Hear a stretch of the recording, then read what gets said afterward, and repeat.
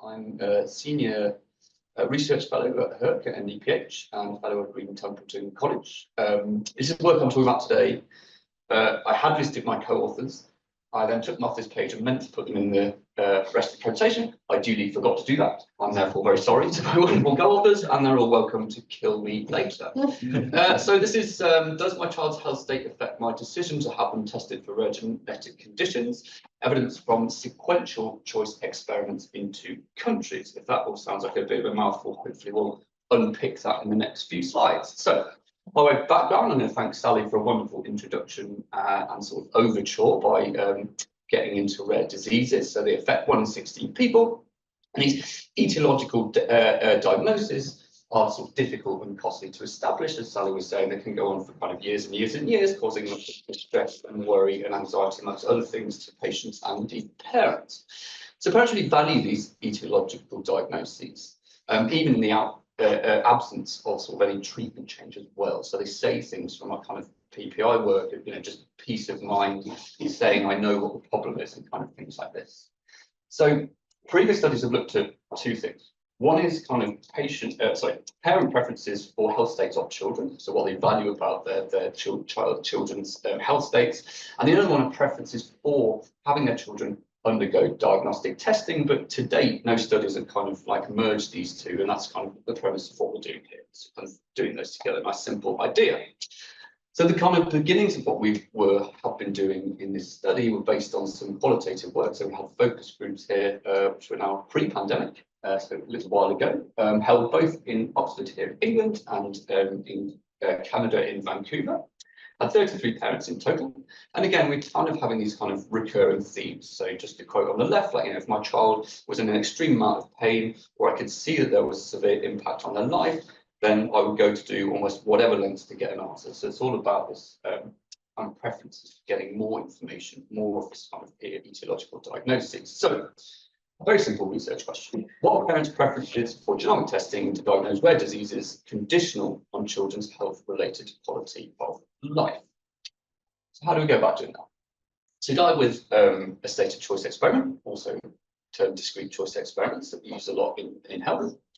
And we split that into 2 parts. So the first part, we gave parents the choice between 2 health states for their children, plus duration. So a HERC, as Sally had noted in the previous talk, is a health utilities index. It's used very commonly in here, so it's a good one for us to use here. And duration is just sort of length of time when the child was in such a health state. And then the second part is a choice amongst various genomic tests and kind of eliciting preferences for features of those tests. So the likelihood of getting a diagnosis, the turnaround time for those test results, whether or not there's any kind of concordance between the laboratory interpretation and the doctor's interpretations of the results, and how much these things cost. So all things from our PPI work and our literature reviews that feed into what the preferences we like to listen for. So these choice tasks were informed by our PPI work, but also we refined the survey by having a bunch of think aloud studies. In fact, we did 10. We administered this in both Canada and here in the UK between September 2022 and January 2023. And the analysis is kind of work in progress. So I'm going to show you some preliminary results and then talk about our next steps and what we're going on to do today. So nothing here today is kind of final, so just bearing in mind. Anyway, before we get there, a little bit more meat on the bones and kind of fleshing out what we did.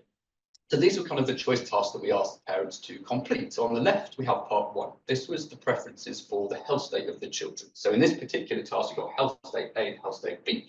At the top, we have the length of time that the child has been in that health state. And then below that are the features of each of the health state as given by the HERC. So for example, the top one is the senses. So the extent to which the child's senses are inhibited by their disease. And so on and so forth, all the way down across the different dimensions. And in this part of the task, the parents are choosing which health state for their children is preferable. Is it health state A on the left that's better, or health state B on the right? Then moving to the right in the choice task 2, after each of these, we then ask them to say, well, given this child's health condition that you just chose in the first part, would you have them undergo any form of testing? And here we have 2 options for the tests. So option 1 and option 2, and we're describing each of those options by the features of the test that we talked about before. So the likelihood that we had a diagnosis, the time spent waiting for the results, any kind of agreement between the interpretation of the laboratory and the doctor, and finally the costs. And in this one, we've also got an option of neither option as well. So parents can say they wouldn't have their child undergo either of those tests as well. So that was the choices. They were the choices. By way of study characteristics, so again, we had 2 countries, Canada and the UK. So we had roughly 3,000 individuals in each of those countries. Response rates about a third in both, and completion rates roughly half in both. In terms of characteristics, fairly even split between gender, between male and female, and age ranges as well. Probably worth noting we used quota sampling here, so it's kind of unsurprising that we recovered proportions that are similar to those that you find in either census in either Canada or the UK. So low income, about 18 and 13% respectively. And then, yeah, 61% parent or guardian, and yes, 13 and 12% have had any history of genetic testing as well. So in terms of results, these are results from part 1. So we have at the top each of the 5 domains of the QE index. So senses, mobility, self-care, emotional state, ability to learn, pain, discomfort. I mean 6 dimensions, not 5 dimensions, don't I? And what the graph is telling us are the estimates from the model, i.e. the preferences for these. So negative is bad, you are associated with a lower probability of choosing that test over the other one, and the extent of that negativity is the preference. So more negative is worse, or more negative is associated with a lower probability of choosing those. We can see 2 things from the graph. So the 3 important things that stuck out were the ones with the largest negative impact. Those are senses on the left, mobility next to it, and pain and discomfort far on the right. And the second thing to pick up is that, roughly speaking, we've got fairly similar preferences between what we found in Canada and what we found in the UK, although we do need some confidence intervals on those. Okay, just to note in passing, length of time isn't there because we adjusted these estimates so that we can make appropriate like-for-like statistical comparisons across the 2 models. In terms of part 2, table instead of a graph. So we have the Canadian results and the UK results on the left and the right, respectively. ASC is alternative specific constant. So any test is telling us the preferences for having a test versus not having a test, and they're positive and significant. So all else equal, parents would prefer their children to have some sort of testing. In terms of waiting time, we're seeing these negative and significant with increasing levels of waiting time. Guess what? Waiting longer is a bad thing. Quelle surprise.